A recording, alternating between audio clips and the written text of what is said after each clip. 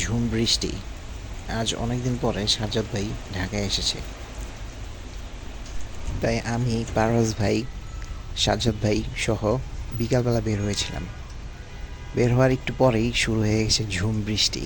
তাই একটি বাসে আমরা আশ্রয় নিয়েছিলাম। বাসের মধ্যে কি গরম!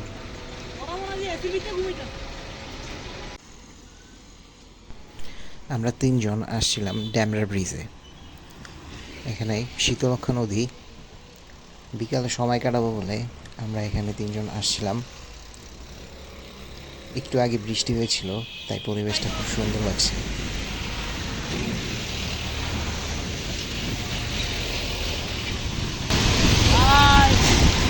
আজকে অনেকদিন পর আমরা ড্যামরা ব্রিজে আসছি ঘুরতে।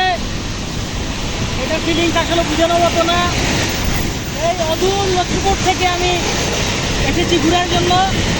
এখানে আমরা দুজনকে বিশেষ করে মিস করতেছি।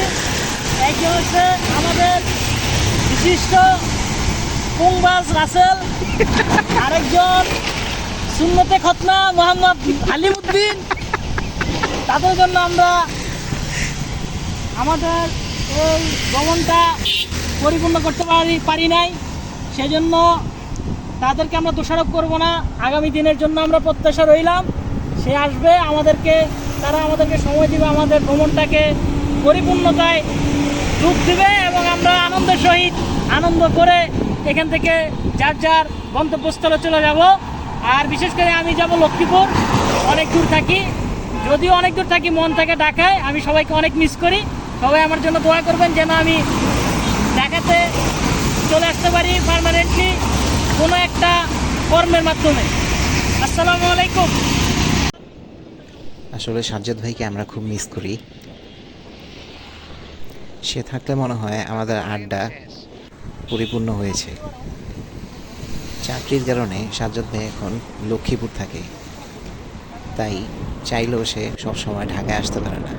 আর আসলে আমাদের সাথে দেখা করতে সে মিস করে না।